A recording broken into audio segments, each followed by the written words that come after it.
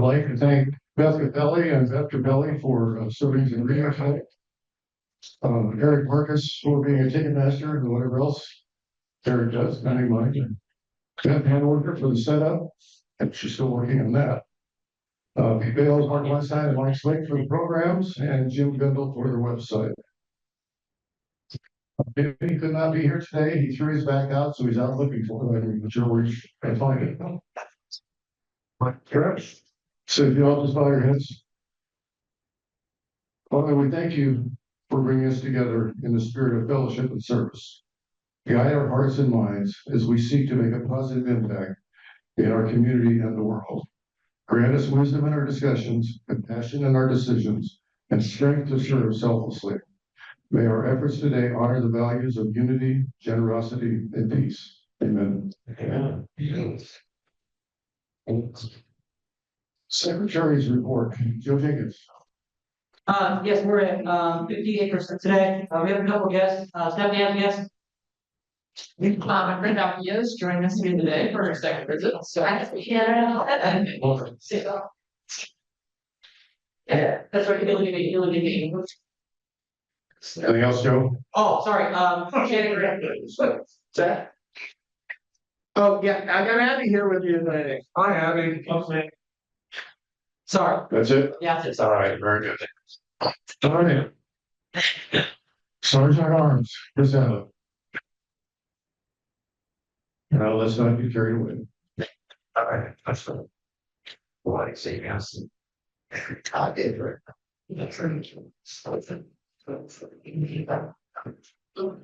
Good afternoon, fellow Rotarians, and happy National Flossing Day. And again, hello to our one and only VIP guest, Elisa, our long-term Rotarian apprentice, Abby, and of course, our incredible speaker who will be up here momentarily. Today is the 22nd of November, which is also the 327th day of the year, which means we are 9% of the way through the year. And if you are a procrastinator, this is your time to shine. First, I need to apologize to all the Ohio State fans, as I made a joke last week about Ohio State playing Indiana on Indiana Day. And although that was hilarious, it was not factual on one minor detail. They play tomorrow, not last week. So I want to get that out there. Also, I don't want to jinx it, but Indiana has beaten OSU 12 times in football. But we're just going to ignore the fact that they've played a total of 97 times altogether. Moving on to some birthdays. We just have two in the club. We have Mark Weinstein celebrating on the 24th, followed by Phil Sparks on the 25th. No partner birthdays, no member anniversaries, and no wedding anniversaries. So a lot not to remember this upcoming week. Some good things that have happened this day in history.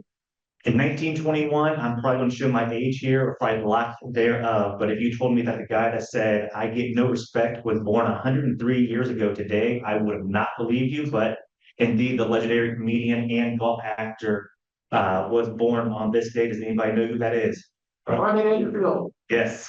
So much more? Say again? 1921. Wow.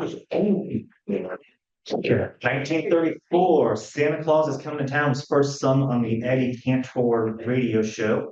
This Christmas song became an instant hit with orders of 500,000 copies of sheet music purchased within 24 hours. The seasonal standard has been covered by over 200 recording artists, and while we are all in agreement that Mariah Carey is the GOAT of Christmas songs, she is not the one who has the most airplay for this song. It's actually Bruce Springsteen and the E Street Band that has the most annual airplay for this song. 1965, Miss Goodell and the Wild Chimpanzees, a National Geographic film special, premiered on CBS and brought the young primate anthologist Jane Goodall international acclaim for her work in Tanzania. It transformed our understanding of our closest relative, if you believe that, as no piece of media has ever been done like that before. The original 1965 documentary was broadcast on CBS to 25 million viewers, which is a huge number way back then. Now, if you're like me, you probably thought that this is where Jane, the character Jane, came from the Tarzan movies. Actually, the first Tarzan that featured him was in a magazine story back in 1912, which was also a huge hit, which led to the creation of the novel Tarzan and the Apes. 2 years later, coincidentally, that went on to sell 25 million copies. 1995, the very first feature-length film created entirely using computer-generated animation made its debut and went on to gross $373 million in the box office, becoming the first ever animated film to be honored a writing category for an Academy Award nomination. This movie also holds a rare 100% approval rating on Rotten Tomatoes. Anybody know what that movie is? Story. Got it. Wow, now, this is going to be a pretty easy one, I would assume, for that same table over here. But in 1999, the number 99 was permanently retired by the NHL by the guy Wayne Gretzky. He was also inducted into the Hall of Fame on that same day as well. So on to some funny and sad stories here. So last weekend I learned that football math is different than regular math. At the end of the Texans-Cowboys game, things got a little ugly when one single play resulted in 5 penalties, all of them being unnecessary roughness penalties. 4 on Dallas, 1 on the Texans. And all those penalties somehow offset each other. Yeah. To go one step further, week 17 in 2017, after the Dolphins scored against the Bills, 6 unsportsmanlike penalties were assessed. 2 players received 2 unsportsmanlike penalties each and got ejected. And all of those penalties also offset, except for one. And that penalty was disrespecting the ref. So for all these people that have those conspiracy theories about the refs and the Chiefs and the Patriots, there may be something to it. And I know I picked on the Browns a lot, so let's change it up and go for the other Ohio team. If you follow the Bengals on social media, you've probably seen a lot of tweets or posts saying that's why you draft a kicker in all caps, referring to Evan McPherson, pretty legitimate kicker, drafted first round, or not first round, but high up in the draft a couple years ago. However, he has missed kicks in 4 different one-score lost games this season. He missed an extra point where the Bengals lost against the Kansas City Chiefs by 1 point. Missed 2 field goals against Washington, where the Bengals lost 38-33.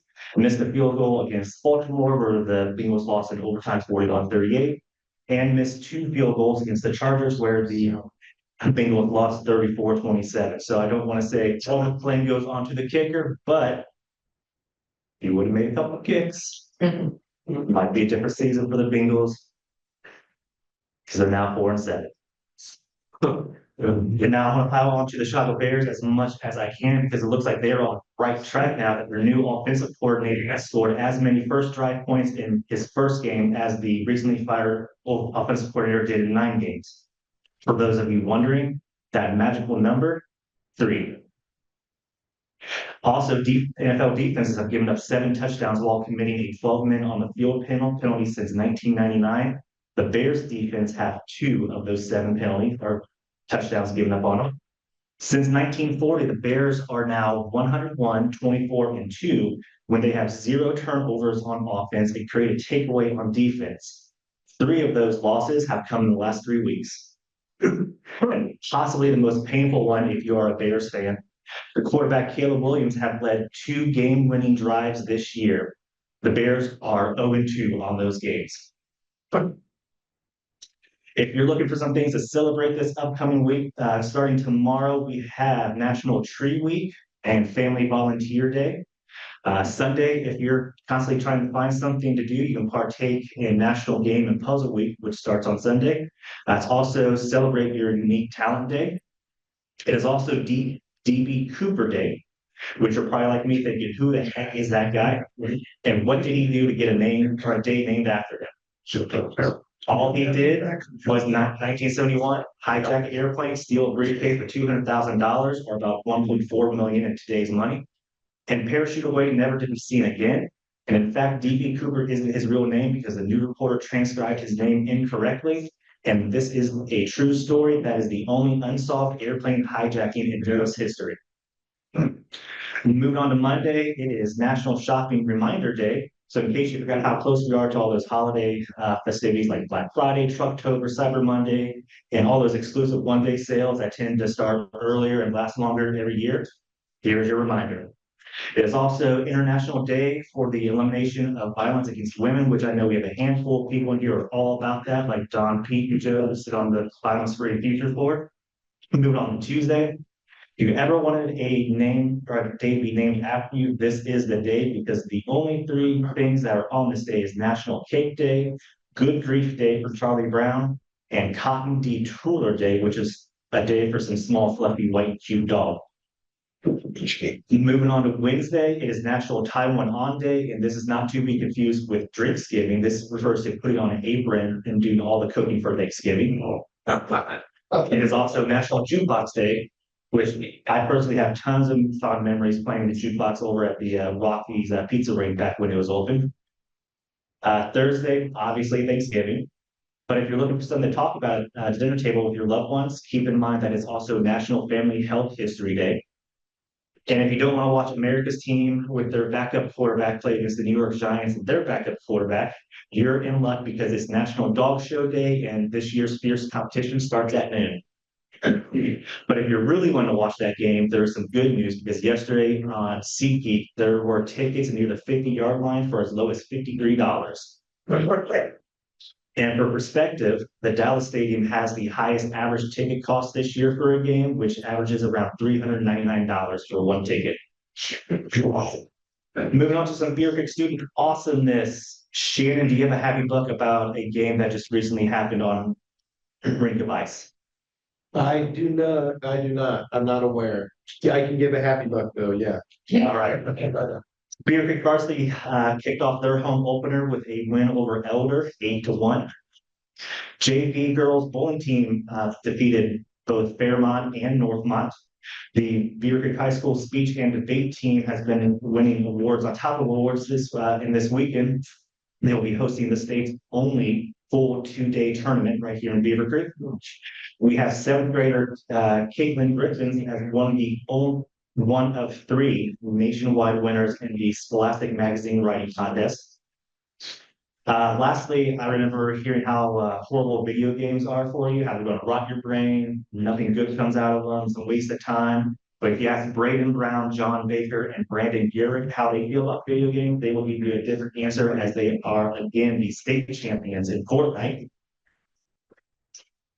And now I don't see any of my Beavercreek City school people here, so I can't give them my complaint, but I will give everyone a heads up that Beavercreek Athletics page did not have these 3 students on their page. I don't know about students, but I definitely cannot hang with their hand-eye coordination and reflexes when it comes to video games. And seeing how technology is advancing and things are going along with unoperated or unmanned vehicles and things, I definitely want these video game kids on my team in the future. So moving on to today's fines. If you're not wearing your badge, that is $1. If you were late, that's $1. If you have never brought a non-Rotarian family member along to a Rotary service project, that's $1. If you have never played music on a real, not a digital jukebox, that's $1. This one's going to be probably for the boys mostly, but if you've never climbed up and jumped out of a tree, that's $1. If you've never won a game of Fortnite, that would be $1. So I'm not doing that.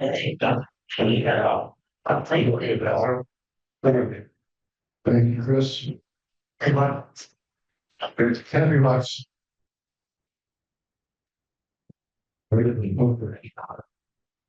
Did the snow came early, because we're not her intensity. Okay, she's coming on Saturday originally, but she got. It's so, it will get anniversary today. I had a happy buck on Wednesday. I got to see Dr. Knowles. He replaced my right eye lens with one that reads. And I've had both eyes done. I can see.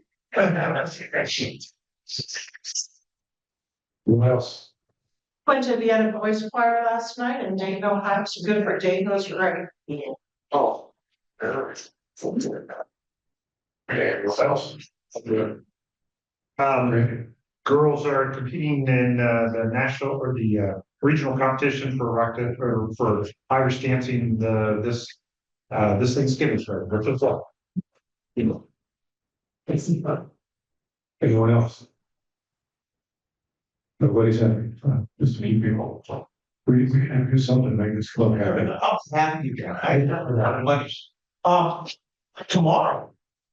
I get to see Ohio State beat the #5 team in the country. And hopefully move up to #1.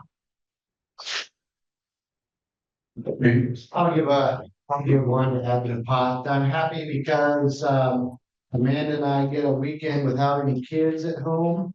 And my daughter is on her way to Chicago with the high school band and color guard in March in the Festival of Light Spring, I think it's called. So it's kind of exciting. Cool. Oh, Christian. I got an IOU, I didn't bring any money, and we don't have a QR code set up. Fair. But. So. Working and chambers, annual dinner, lots of play, it was all count sales, all fine arts, it's, I love seeing this. Very good. I'll give another extra buck. Okay. $99 solution to this problem. Look at me. Oh. Video Derek. Change drawing.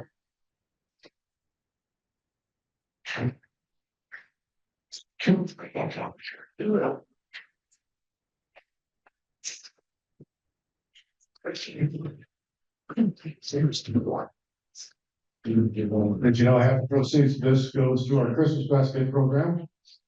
And we will be looking for the clean lights. Great. What did you do, Nick?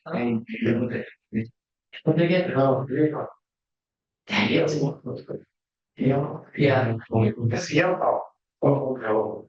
I don't like that. Mine's a laundry here. Yeah. All right. I'm not gonna look anymore. It is 856-267. Coming the wrong way, but it's a yellow ticket. No way. See, I should not love it at all. Oh. I think we'll close the meeting and fix it this time. We had it wrong. Oh, it's a joke. Jokers. Fire room is very good. I was worried there for a minute. Because it is. Announcements for the club. I know we've got the thing with the Lions Club, but I'm finding out that they are probably very confused over there, trying to work something out, so we'll have more information. I don't know when that'll come, but they're getting pretty deep in the game, so I know Dave will have something once we get that. Anyone else? So the Christmas basket project, if anybody hasn't signed up yet, we do need about 5-6 more drivers on the 21st if you happen to be available. But gift wrapping will occur on the 17th at the Township Community Room, and then the Christmas basket delivery will occur on the 21st at 8:30 a.m. at Docs Market. So if you'd like to sign up, you can come see me. And that reminds me, there's another sign-up sheet there. We passed it around last week. It's for the delivering the dictionaries. There's still a few spots we need to get filled, so you can pass that along and hopefully we can get those filled for Brian.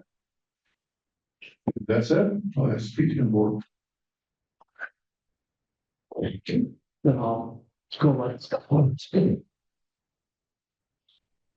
like to give me great pleasure to introduce our speaker today. Known Scott for quite some time, and every time I have a conversation with him, it's clearly entertaining.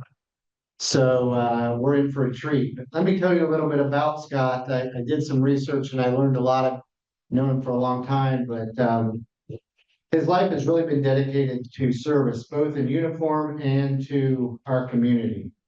With over 40 years of combined military and federal experience, Scott's career is nothing short of remarkable. A native of Ohio, Scott enlisted in the Air Force right after high school, stepping up during a critical time, the 1968 USS Pueblo incident. He trained as a language specialist at the prestigious Defense Language Institute in Monterey, California, and went on to serve in Korea and Japan. After his honorable discharge, Scott returned home to Ohio and earned his Bachelor's of Arts degree with honors from Kent State University. Scott began a long, impactful career as a federal civilian at Wright Pat. There he worked in the engineering directorate of the Aeronautical Systems Center and later became the scientific and technical information program manager for both Aeronautical Systems Center and headquarters at AFMC. Scott's contributions to defense standardization program and other initiatives earned him the respect of his colleagues, and he retired in 2014, but really did never slow down. Softball has always been one of Scott's greatest passions in the Dayton area. He is well known for his leadership in the softball community. As a member of the United States Specialty Sports Association, that's AKA USSSA, as I commonly refer to it, Scott has organized countless tournaments, including an annual Legends of the Game event. This tournament not only celebrates local softball volunteers, but also raises awareness of their invaluable contributions. His love for softball aligns with his dedication to veterans, and in 2016, he helped bring the Wounded Warrior amputee softball team to Dayton, showcasing the incredible resilience of injured veterans. The event supported the Fisher House and Honor Flight Dayton, causes that are very close to Scott's heart. His efforts didn't stop there. He established the Dayton Warriors Softball Fund to honor Dayton's softball legacy while supporting veterans.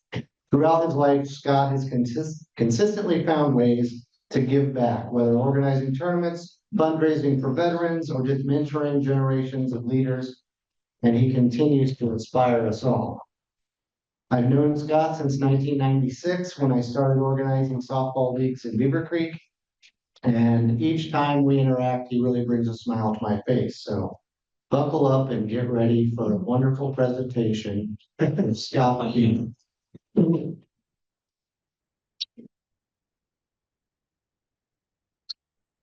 all are happy and you're competitive, talk about football. And that was way too much. It's ridiculous. So I brought one prop, but Pete just ruined it. All right. And you probably don't know because he didn't build in, but Pete Bales is also one of our Greater Dayton softball legends. 2-3 years ago, as I remember it. Okay, so here's the deal. I was here, I know some of you, I was here last in 2016. And I walked in and I said, I don't want your money. You guys are handing dollars around. Don't want your money. I just wanted to share an idea with you. Now you'll get a kick out of this because this was the first presentation I made when we decided to bring the Wounded Warrior amputee softball team to town. And it was just because of who all you are. I was giving you a heads up. And when you know, after the presentation, Bill Dye walks up to me and hands me 2 20s.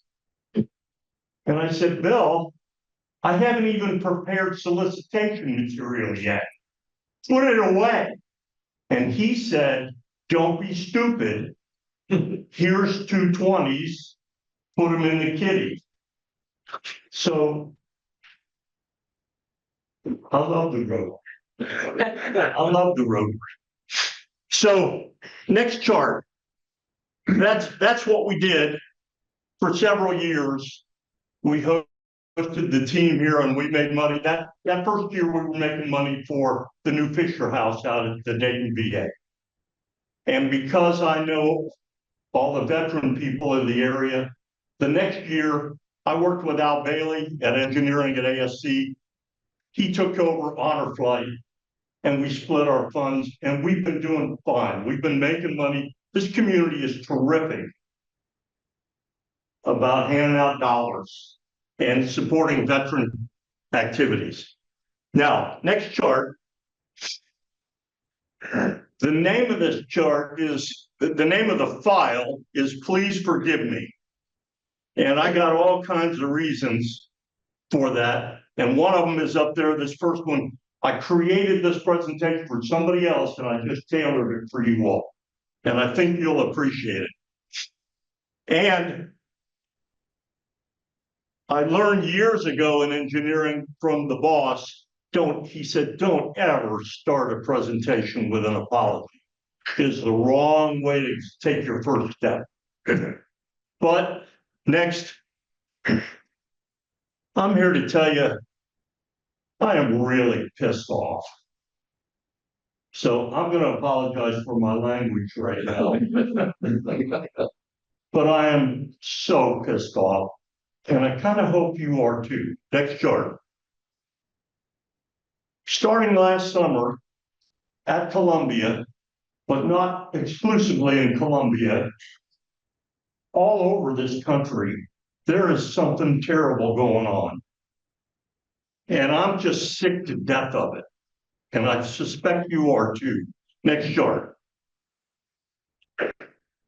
So in the words of Bob Dylan, things are not going well. Next chart. And they want their student loans paid off too. Who's going to pay those loans off? We are. This is nuts. So, next chart.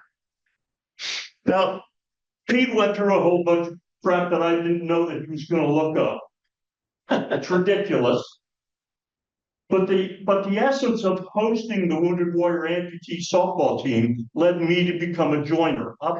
I was never a big joiner, but when they were coming to town, I went to the Vietnam veterans over in Huber Heights, and I said, I don't want your money, but I need a place to have committee meetings, and I'd like you to be my host veteran organization.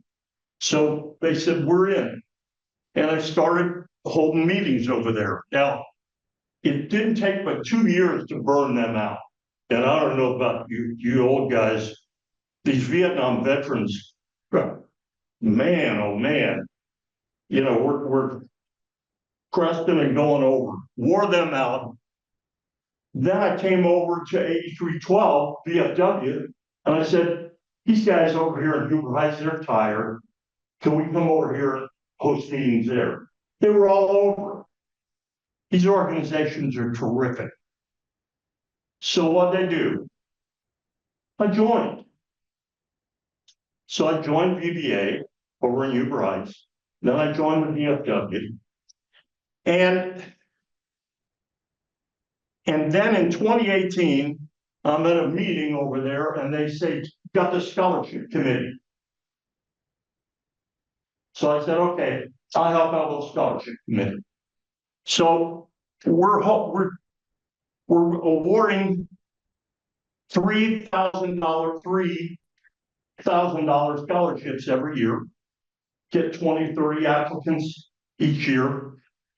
And that process is going on. Next chart. We've been doing this for more than 30 years. And certainly we're not alone. Veteran organizations are busy giving,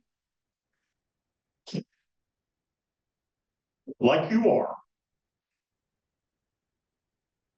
But things are changing, and it's getting a little concerning. So I thought, what if we were to change? Next chart. What if we recognize the work that Mike Rowe's been doing that we've all been watching, that the country actually needs?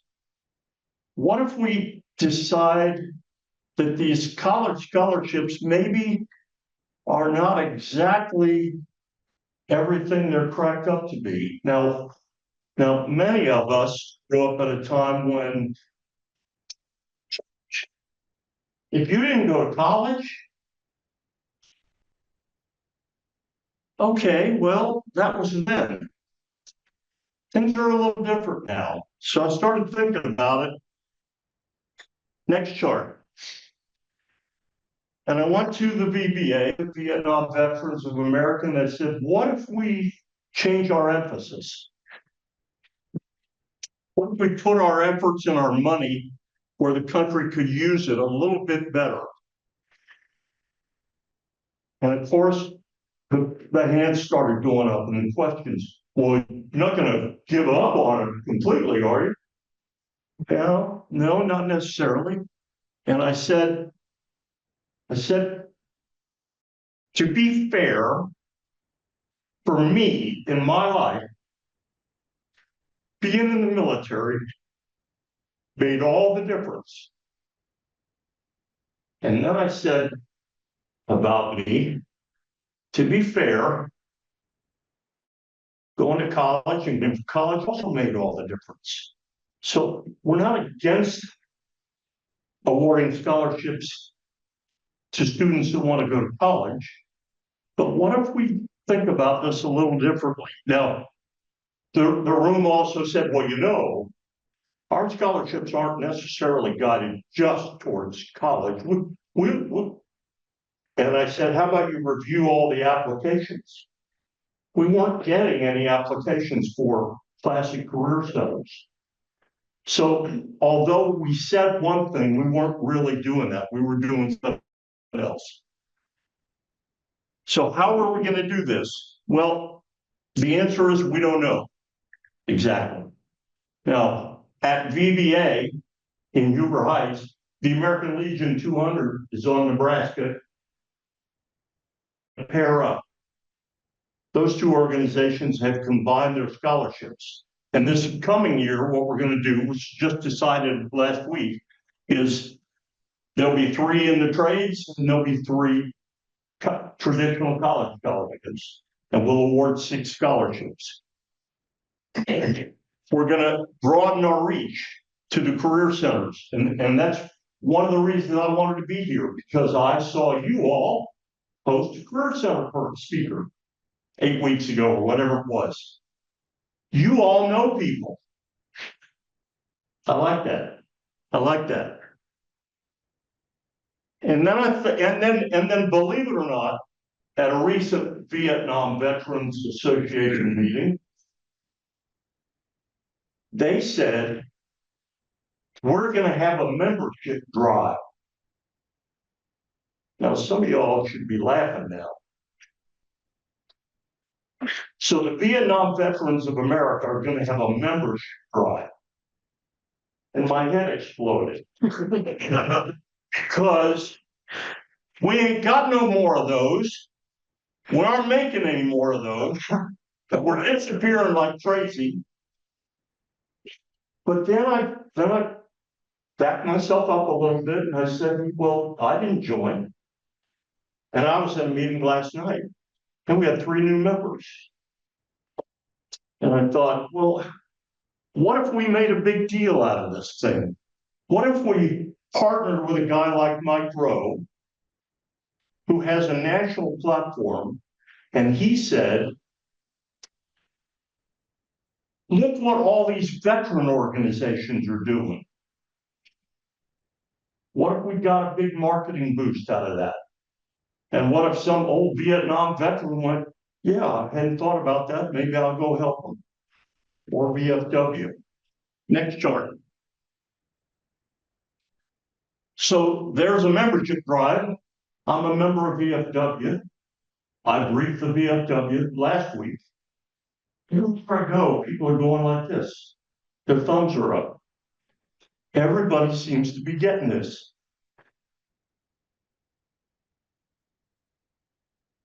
And then it occurred to me that you all are doing exactly the same thing.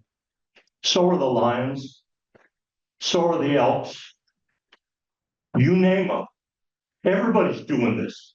You all are just another version of those organizations, serving the community, making your money go towards something valuable that helps the community.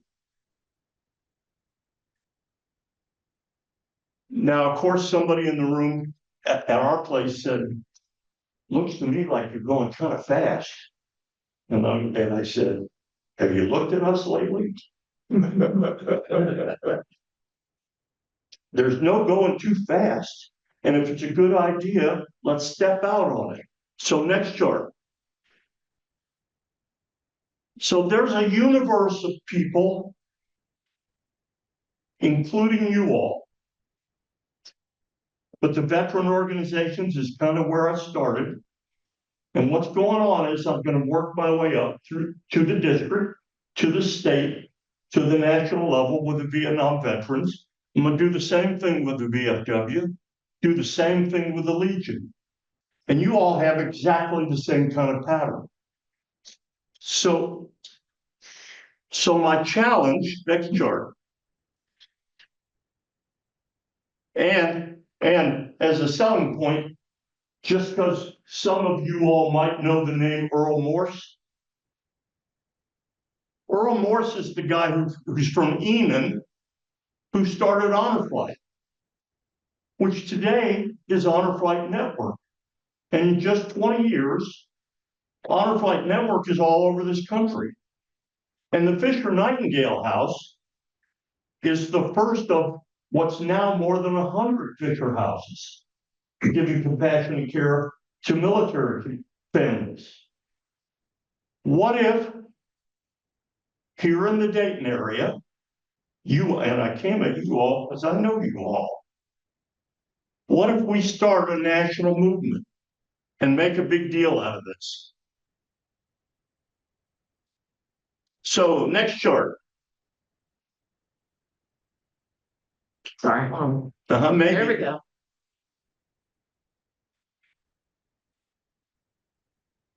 What I'd like to do is just poke at you a little bit, stimulate you a little bit, and see if I can get thumbs up, and see if this interests you enough that we could get you guys on board to go up your chain. And I think the things that are on your banner or next chart, I think the things that I find on your website about Rotarians, we make a difference. All the things that you have said in this organization lead me to believe that you all might be interested in this and that could be a tremendous partner. Your reach into the business community could be vital in this thing.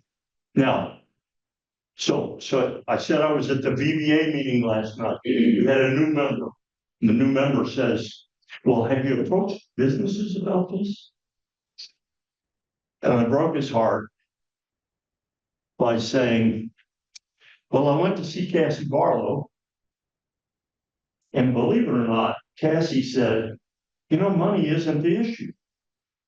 She said what's going on in apprenticeships, all the companies have figured this out already. They really are throwing money at this. It's really not about money. It's about the will to do it. It's the change that's so hard to make. From 30 years of giving college scholarships to doing something different, apprenticeship scholarships or scholarships of a different kind. And I didn't mean to break his heart. I could see it. He immediately said, well, you know, I'm kind of new here. And I went, well, so am I actually. Don't worry about it. We wouldn't turn money away. I said, I think I need you on my committee to go approach businesses. I can see all kinds of possibilities. And I think the Rotary could be a key player in this. And I can see all kinds of possibilities, matching funds. I can see the unions matching other organizations. The Rotary and the plumbers become a partner. And they do matching funds. I'm just making this stuff up. I'm just spitballing right now. But I think this is a terrific time for veteran organizations and civic organizations to throw their money, their effort, and their attention at a thing that the country really needs right now. And I'm done. And that's all there is to it. So kind of a challenge. Next time you have a board meeting, get together and somebody's hand go up and say, yeah, let's go work that. That's different. And Pete's got my number in more ways than one. And you can already tell, although I retired 10 years ago, I'm hyperactive. If you have a district meeting, I'll be happy to go meet with them.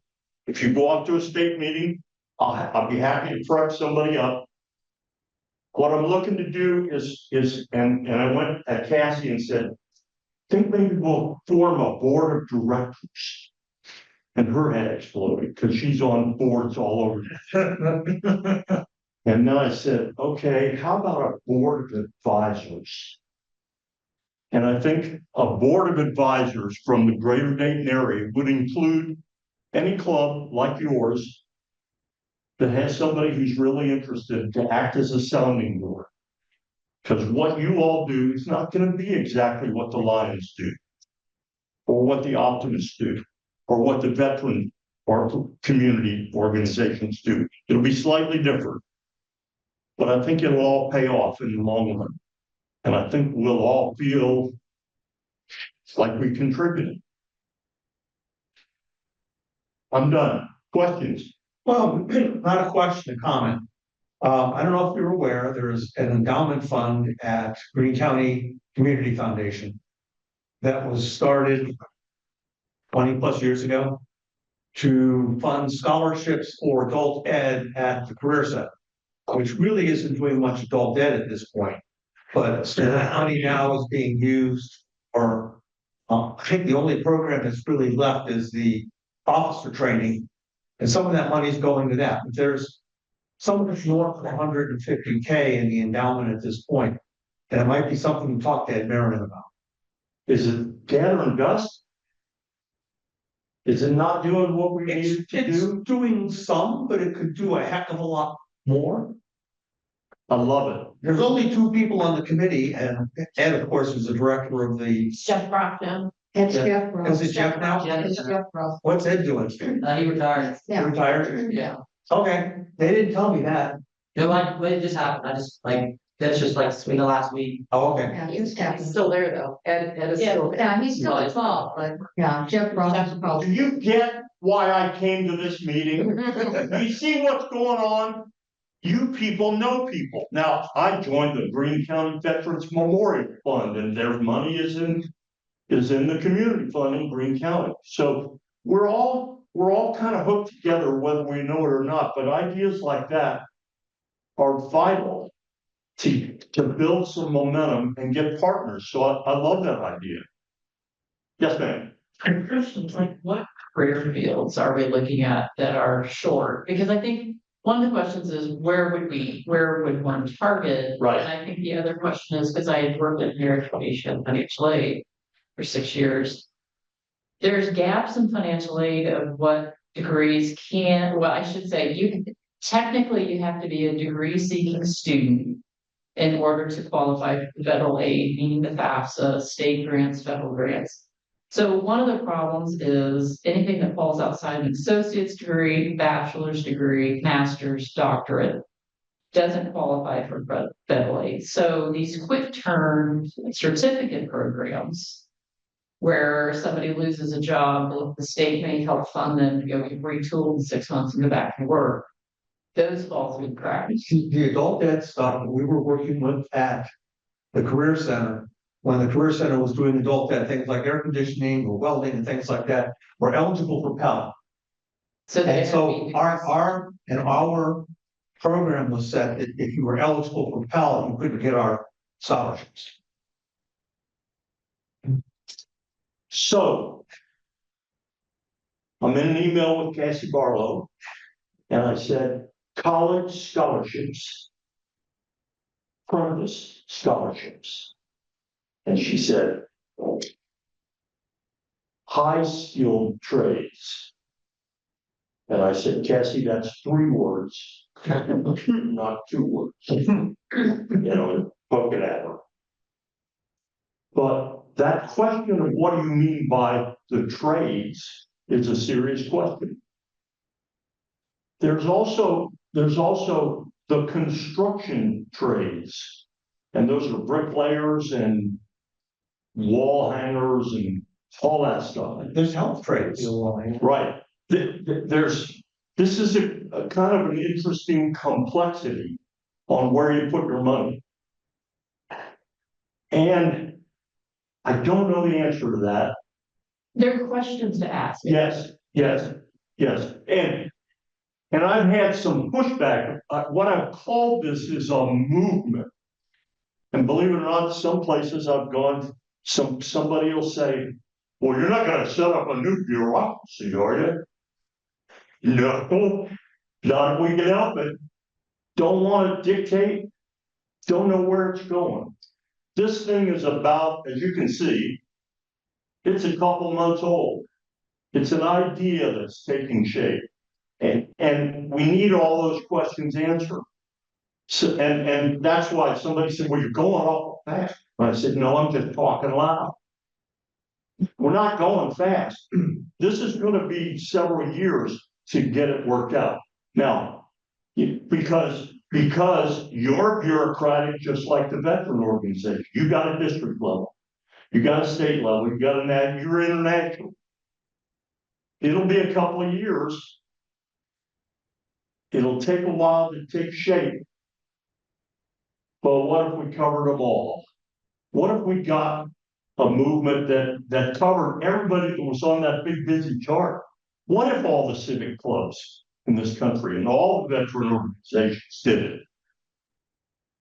And what if this was great fun and rewarding? And I don't know the answer yet, exactly where we're headed. But I wanted to throw it in front of you all because I know you all, and I think this is up your alley. I think this could be both a challenge and terrific fun for somebody young to carry it the next few months. So it's just great stuff. Scott, had a question. there it is. So thoughts and then a quick question. So one, I think if I was a college, I would offer more certificates because you're not the only one to come in here and tell us we need trades, right? And so a college should offer more certificates in a trade so that they can get federal funding, so they can get all that stuff. If I was a college, that's what I would do, but I don't know if that's going to happen. You worry about the elitism and the competitive forces of finance, I think. So, but when I met with Cassie, we sat down for about an hour, and she said, the truth is that the colleges have recognized this already. Right. They're seeing it, but I don't know what they're doing because I'm not wired in with them just yet. So that's why I got this advisory board, not a board of directors, and we need to learn more. And then another question I had, just, and excuse my ignorance, but would your idea, and again, I'm all about this. I think that there are so many kids who get college degrees and never do anything with them, and it was a terrible decision. So I'm 100% on board with what you're saying. But would the scholarships, if they don't need money, like Cassie Barlow says, what would the money do? Would it so that the business didn't have to provide an apprenticeship? Or what are your thoughts there? Like, what if Cassie's right?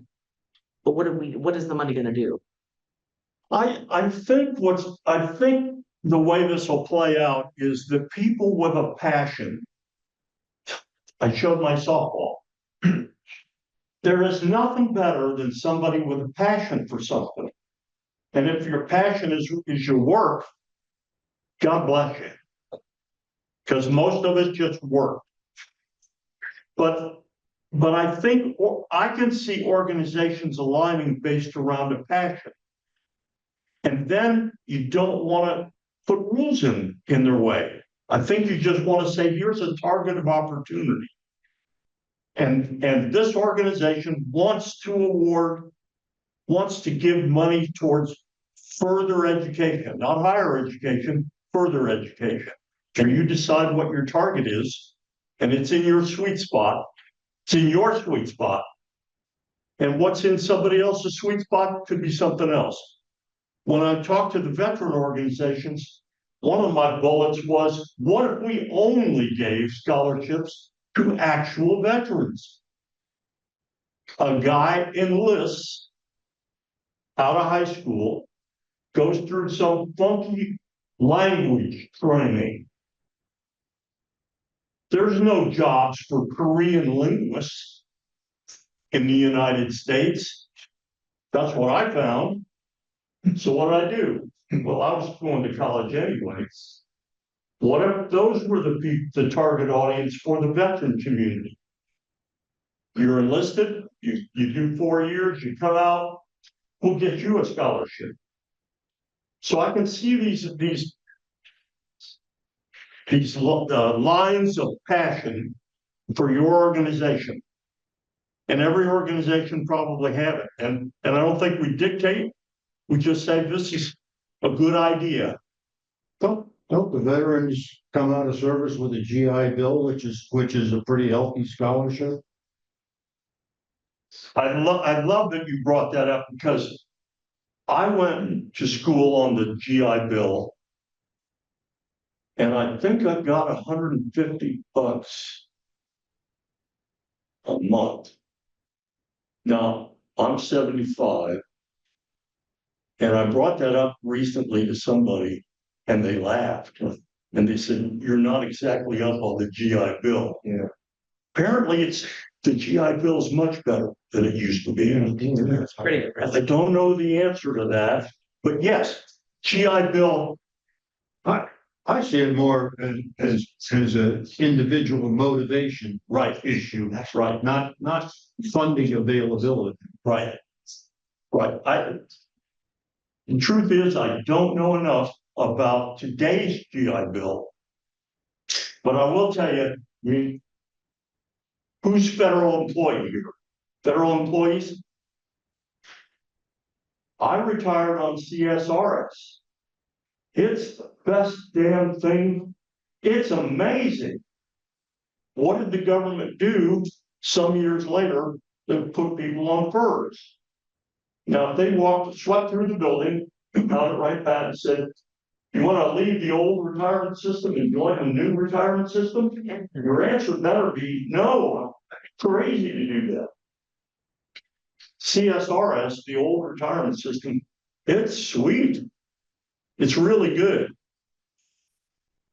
The new FERS system, you buy in, you pay in, you get matching funds, you get all that. You're not coming out ahead necessarily. It's just different. It may not be what it's all cracked up to be. I don't know enough about today's GI Bill to be able to answer that question. But I'll bet you it's not what it was when I was getting it. I'll bet you. I just think it might be eroded. But then what will we do? We just kind of have to measure and figure out where do people need help. We got you this tuition, but we didn't buy your books. There's always some kind of trade-off here. So, I think we would figure it out as we went down the path. Don't have all the answers yet, just have an idea. And I think this will pay off big time. Have you heard enough? Got a question? Yeah, are you a member? No, I'm not. No, You're a joiner. I'm not a joiner. I'm not a joiner, but Gives you a lot of hands to all the other Rotary clubs.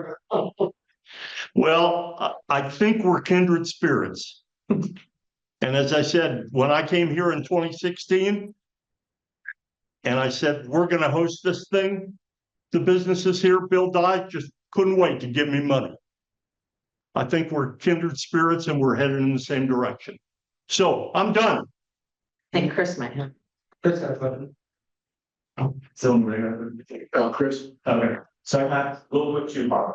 But as a pitcher, I love Beavercreek's 3-foot art pool. It has helped me help other team buy drinks for themselves so many times. You're too competitive. Way too competitive. Yes. With that being said, do your tournaments have any kind of rule like a grown male playing slow pitch softball strikes out that they have to throw in a 20 to the kitty or anything like that? Love that play. And secondly, since you've been around the game for a while, is the Mike and Ultra 2 bat the greatest softball bat ever created? I'll take that one. You good. You didn't sand down your Ultra and put a Easton applique around it. Okay. And people were watching. Well, somebody is. But I'm not worried about it anymore. Thank you. Thanks.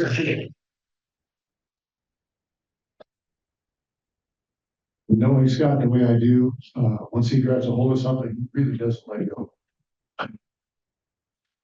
I had one dedication for him. He's already signed this. It's going to be in the library here at Beaver Creek, and it's how to catch a turkey.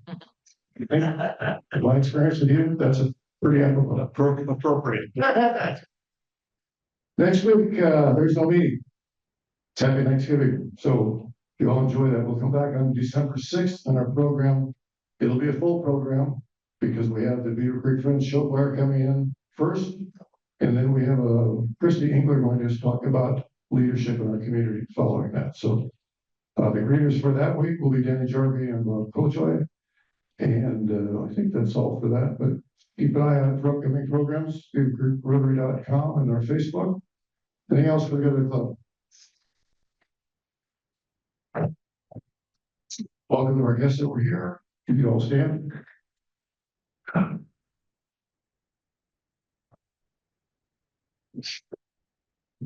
I pledge allegiance to the flag of the United States of America. For God, so that's why I have a lot of Thanksgiving. You say Thanksgiving. I'll never get to any. Right, count the life exactly. Exactly. And writing into the pop solid and there was name from it. And how about getting that? Yeah. Give money policy for an explanation. And that. Got any crowd to be out of the road. Yes, so much. And